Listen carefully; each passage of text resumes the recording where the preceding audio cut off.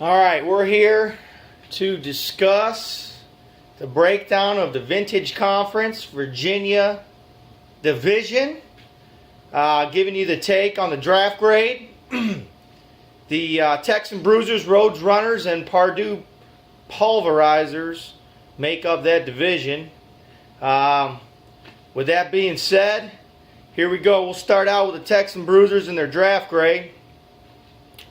Texan Bruisers were able to get Matt Bryant and Colin Kaepernick at quarterback. Last year averaged 23 and 22 points per game. I see it about the same. I give that a solid B there for quarterback grade. Their running backs are Andre Williams, good-looking newcomer, Jamal Charles, Shane Vereen, Giovanni Bernard, Ryan Matthews, and Pierre Thomas. He's got a PPR monster backfield. Every one of those names is going to be a PPR monster, and he looks really good. Williams is brand new. Charles, we know, 27 points a game average. Vereen, 17 last year. Bernard, 15. Matthews, 15. And Pierre Thomas, 14. With Chris Ivory going away, I'd see more work for Pierre Thomas this year. He's got a pretty solid PPR backfield. If this was a regular ESPN standard league, I'd say he'd be hurting a little bit in the running back department. But this being PPR, he gets an A in his backfield.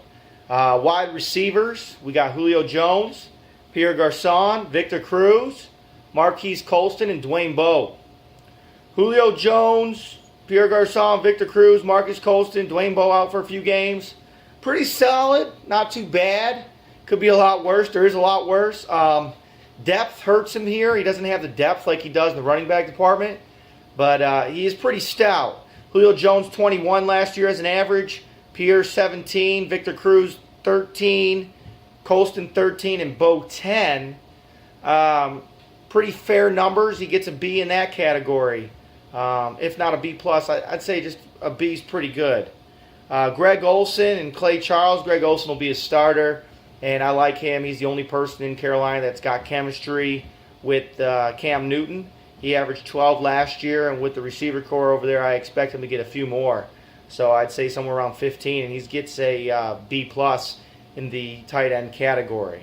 So an overall grade, quarterback B, running back A, wide receiver B, tight end B+. I give his overall grade a B+. Very good draft by the Texan Bruisers. Let's go over to the East Standout Football League Commissioners team. Rhodes Runners. Man, I hate to say it. I know there were some issues, but I think we all agree, and we've said it over and over again. Every day I look at this team, and I'm like, man, Terry sure did get hosed grabbing Lacey. Not that it was an intentional hosing, obviously, but it definitely screwed his back up. But he bounced back well. He got Andrew Luck, who averaged 25 last year, and I think he'll average 25, 30 a week this year. In my eyes, I think he's going to be an MVP candidate for the league, and I really like Andrew Luck this year. So I give him an A at Andrew Luck. I think he's the fourth best quarterback. So he's just outside the A+ category of the Manning, Rodgers, Breeze, and he gets a solid A at quarterback. Le'Veon Bell, well, the dope smoker is going to miss a few weeks. We don't know when. Could be right off the bat. I'd rather get out of the way early, but he'll miss a few weeks. Joique Bell will definitely be valuable when Bush gets hurt, as always. Monty Ball, which is a great, everybody's got him as a top 6 running back, and if he was able to keep Lacey and ran a Ball-Lacey combo, man, he'd be serious over there at running back. However, he's got Monty Ball and Toby Gerhart and no Lacey. Le'Veon Bell was a 19-point average last year when he played. Joique Bell 14, Ball 7, and Gerhart 5. Not a lot of depth, not a lot of PPR. A lot of good running backs for the standard ESPN style league, which we don't play.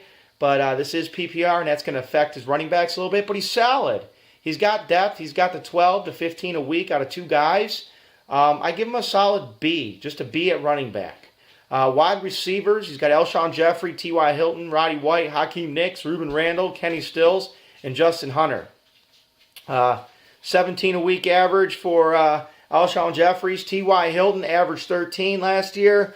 Nix was 11. I'm sorry, 9. White was 11. Randall 8. Stills 8. Hunter 6. All them guys were young last year from Ruben Randall down, and they're going to increase their production this year. He's doing pretty good. He's got a pretty fair squad of running backs, and I see him with a B in the running back department, or excuse me, wide receiver department. Very, very stout there and very solid. Not the best, not the worst, right in the middle, and he's solid. Tight end, Julius Thomas and Dennis Pitta. The guys got two monsters, two top 10 guys, which could be possibly two top 5 guys over there at tight end, and I think he's going to benefit well from that. He gets an A+ in that department.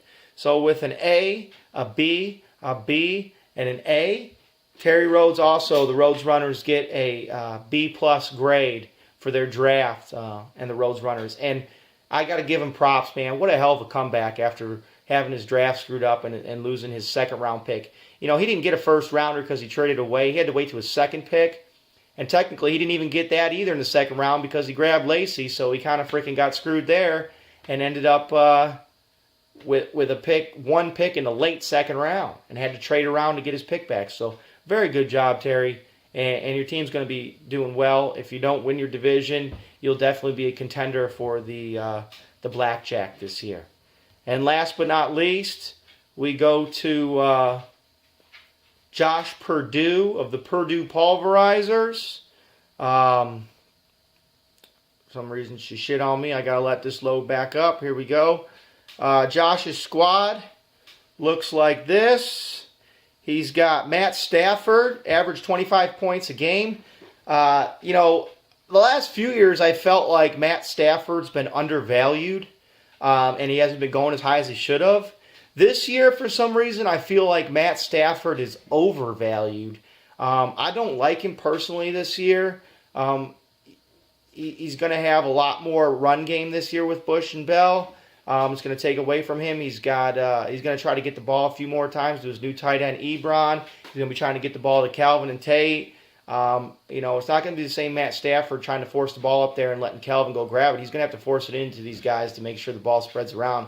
That's going to affect him. 25 points a game last year. I got him at an average of 20 this year, and that leaves him at the number 7 or 8 quarterback. I give Matt Stafford a B for Josh.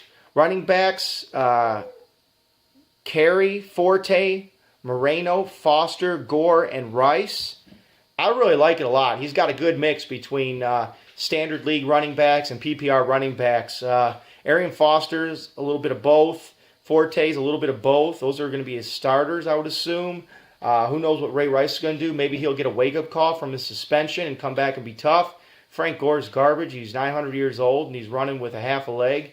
No Sean Marino's junk over there in Miami. I've never even heard of this Kerry K-Deem. I guess he's a handcuff, which hopefully Josh is praying he doesn't see. But 20 points a game out of Foster this year and 24 points a game out of Forte. Give him a solid running back core, and I got him as a B+ at running backs. Wide receivers, A.J. Green, Eric Decker, Larry Fitz, Steve Smith, Tavon Austin, DeAndre Hopkins. A.J. Green's an animal, 19-point average last year. Decker, 17. He's a touchdown machine. Everybody's like, well, he's at the Jets. Now he's not going to do the same. The guy blew it up with Tim Tebow throwing the football. There's no reason why he can't do it with Geno Smith. He's going to be doing well there. He's going to remain a 17 points a game guy. Larry Fitzgerald, 14. Steve Smith, 10. Tavon Austin's hurting with the quarterback situation. Hopkins at 8. I see an A+ wide receiver core here. He's got some big names and some big talent, except for Tavon Austin. Jordan Cameron, Jason Witten, an A to a B+ to an A there. He knows what he's getting there.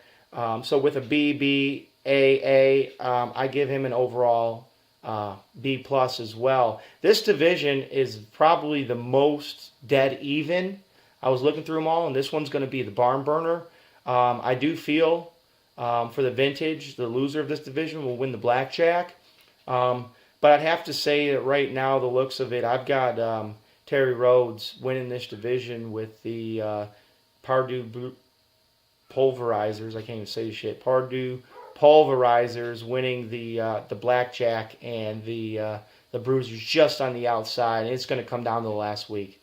So that's a wrap. There you have it. That's my my vintage Virginia draft recap on those three teams. And good luck to everybody in East Standout Football League this year.